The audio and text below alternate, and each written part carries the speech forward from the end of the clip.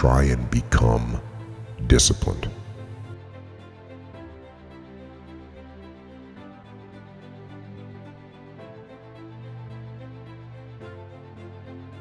Can be very, very frustrating to try and become disciplined. And I apologize that I haven't talked about the fact of what to do if you come from an undisciplined family or you have undisciplined parents. I haven't really talked about what to do in that situation, but there's a reason that I haven't talked about that before, and that is because you don't get discipline from your parents. You don't get discipline from your parents, from your grandparents, from your older brothers and sisters. You don't get discipline from an external source. You have to get it from you. That's what self-discipline is. You get it from yourself. You get it from you. So there's people from every possible background, from no parents to crazy parents to, drug addicted parents to super squared away parents, and everywhere in between on that spectrum that are completely disciplined people. More disciplined than anyone I know. It doesn't come from your parents. You don't inherit it. And there's another piece here. It's called ownership, right? It's called ownership. And if you want to blame other people for the problem, and I say this all the time, if you don't take ownership of the problem's not going to get solved. So if you blame your parents for not having raised you in a disciplined environment, you're not going to solve that problem. You're looking at your parents saying, if you would have done a better job being more disciplined for me, I would be more disciplined now. So that means you can't do anything. The fact of the matter is it's wrong. You actually can do something. And it doesn't matter how your parents raised you and brought you up. You can have the discipline you need to decide to do it. So as long as you're blaming other people, if you blame me for not discussing it, you blame me for having zero idea what that experience is like, you blame your parents for not raising you this way, as long as you're blaming other people, as long as you're counting on other people to give you discipline, as long as you do that, you will not have it. So again, I'm sorry, I should make that more clearly, and I'm trying to make it more clearly now. And like my parents are good people. They had successful careers as educators in public schools.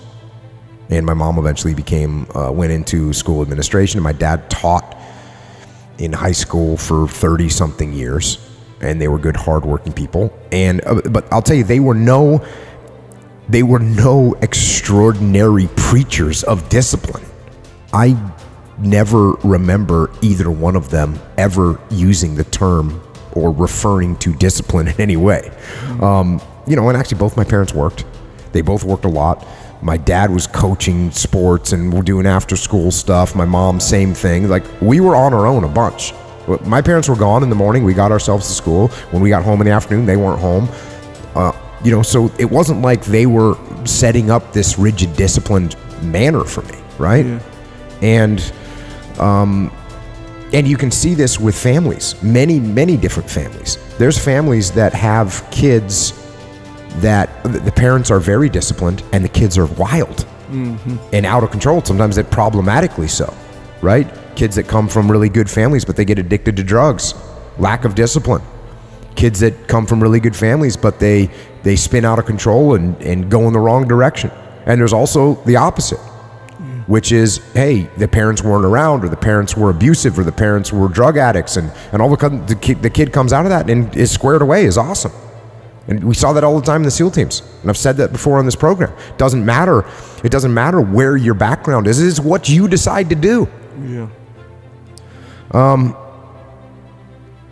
And I'll tell you another thing. It's not even from the military. Like, the military requires discipline, obviously. But there's plenty of people in the military that don't have it, right? And many people lose their discipline when they leave the military because it's not being imposed on them anymore.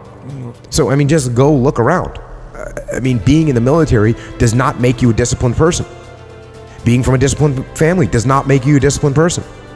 Being in a disciplined group does not make you a disciplined person.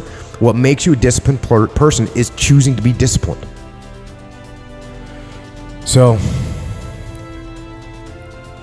yeah, and also as far as telling people to man up, which, when someone says, how do I get up early every day? I say get up early every day. Yeah. How do I stop eating sugar? Stop eating sugar. If that's the definition of man up, but obviously it's not just men that need discipline in their life. I don't think I use that term, but what I do tell people is to get after it. That's what I tell people, to get after it. Yeah. I tell people to do the things that they know they're supposed to do. Right? There's things that you know you're supposed to do as a human being. Things that you know are going to improve your life. Do those things. There's things that you know are going to make you a worse person and make your life worse. Don't do those things. Don't do the things that are making you weaker. Start doing the things that are going to make you stronger and smarter and faster and healthier and going to make you a better human being. And I'll say the same thing to this guy. You want to be more disciplined? Get after it. That's it, man. Get up early, do some kind of workout, eat good foods, clean your room, make a list of things that you're supposed to do in your life, and then wake up in the morning and do those things that you put on the list. That's what discipline is. And no, it is not easy. But you're not going to get it from anyone else but you.